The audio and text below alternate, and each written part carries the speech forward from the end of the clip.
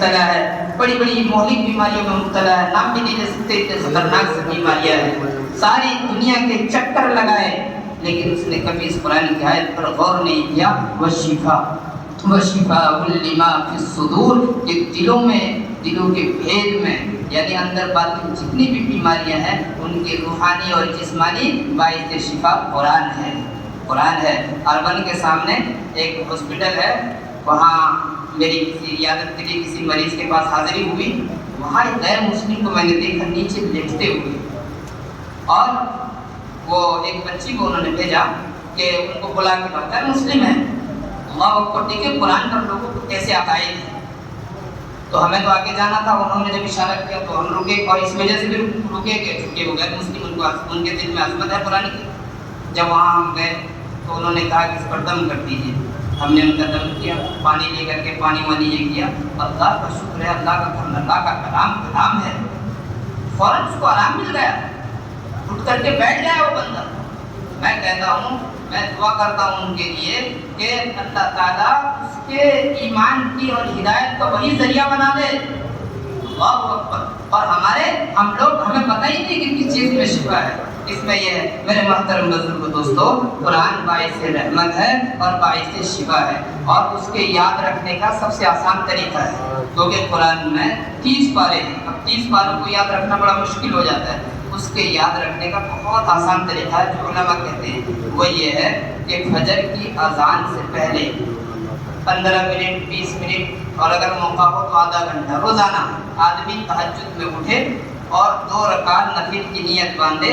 ایک رکعت میں 1 پارہ 2 پارہ یوں ہی پڑھ دیں, اور دوسری رکعت میں دوسرا پارہ پڑھ دیں.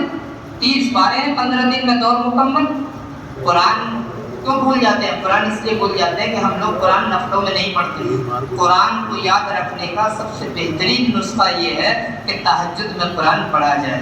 حضرت مولانا صاحب رحمۃ اللہ علیہ بھی اس پر بہت زور دیتے تھے کہ تہجد کے اندر قرآن پڑھنے کی جو بصیرت ہے اور جو اس کے اندر نور ہے وہ الگ ہی ہے.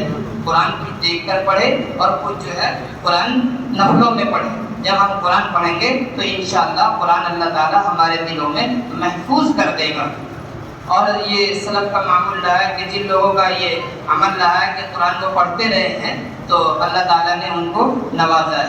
اس لیے کل قیامت میں ایک حافظ قرآن سے کہا جائے گا اقرأ وارتقِ ورتل كما كنت ترتل في الدنيا فإن منزلك عند آخر آية تقرأها, کہ پڑھتا جا اور چڑھتا جا اور ٹھہر ٹھہر کر پڑھ جیسا کہ تو دنیا میں ٹھہر ٹھہر کر پڑھتا تھا, اس لیے کہ تیری منزل وہی ہے جہاں تیری آخری آیت ہے.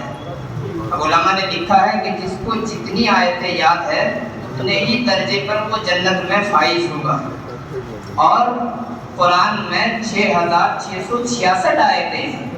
اگر کسی حافظ قرآن کو خوش نصیب ہے وہ انسان کہ جس کو 6666 آیتیں یاد ہے تو کل قیامت میں جنت میں وہ سب سے اعلیٰ درجے پر فائز ہوگا. اولئک الذین انعم اللہ من النبیین والصدیقین والشہداء والصالحین, کہ یہ آدمی یہ نبیوں کی جماعت میں ہوگا, یہ صدیقین کے, شہداء کے, صالحین کی جماعت میں ہوگا.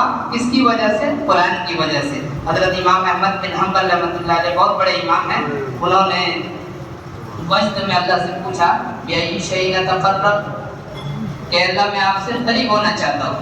سپنے میں, غشی میں اللہ کی تجلی ہوئی تو انہوں نے پوچھا کہ میں آپ سے تقرب حاصل کرنا چاہتا ہوں, کچھ مجھے بتائیے, کیا نماز ہے, قرآن ہے, کیا ہے؟ اللہ تعالیٰ نے کہا اقرأ القرآن القرآن. 99 مرتبہ امام احمد بن حنبل نے پوچھا کہ میں آپ سے قریب ہونا چاہتا ہوں. اللہ تعالیٰ نے فرمایا القرآن القرآن. منتخب میں ایک روایت ہے, وہ مسند احمد میں وہاں سے اٹھائی گئی ہے, مولانا یوسف صاحب رحمۃ اللہ علیہ نے اس کو نقل کیا ہے. انکم لا ترجعون الی اللہ بشیء مما خرج من, یعنی القرآن, تم اللہ کے تقرب کو حاصل ہی نہیں کر سکتے کچھ چیز سے زیادہ جو اس کی ذات سے نکلی ہے, یعنی القرآن. قرآن اللہ کی ذات سے نکلا ہوا کلام ہے. آسمانی بہت ساری کتابیں زمین پر آئی, کوئی بھی کتاب اللہ کی ذات سے نکلی بھی نہیں ہے. اللہ کا کلام ہے لیکن ذات سے نکلی بھی نہیں ہے. قرآن اللہ کی ذات سے نکلا ہوا کلام ہے. جب تک اللہ کی ذات ہوگی تب تک قرآن رہے گا. قرآن قدیم ہے, हादिस नहीं है, कुरान खाना नहीं होगा। जो इंसान अपने सीने में कुरान को महफूज करेगा उस सीने पर जहन्नम की आग हराम है। सुभान अल्लाह बिहम्दिही, सुभान अल्लाह अज़ीम, ये अल्लाह की शान है। हम सब कुरान की निस्बत से यहाँ पर जमा है, इसलिए मेरे निहायत ही अदब व एहतराम के साथ गुजारिश है कि हर इंसान कुरान सीखे, कुरान सीखे और कुरान सीखने के बाद उसको समझे और उसके तकाज़े पर अमल करे। थोड़ी थोड़ी बात होती है, कहते हैं कि जादू हो गया, किसी ने करा दिया है, किसी ने वो कर दिया, कुछ नहीं हुआ। उसकी वजह यही है मेन कि कुरान नहीं पढ़ा जा रहा है। जिस घर में कुरान नहीं पढ़ा जाएगा उसमें असरात जल्दी होंगे। हदीस पाक के अंदर आता है कि जब सूरज डूब जाए तुम बर्तनों को बंद करो और दरवाजे से हो गया उसको कर रहे हैं, खत्म हो रहा है। ये हदीस का एक मफहूम है।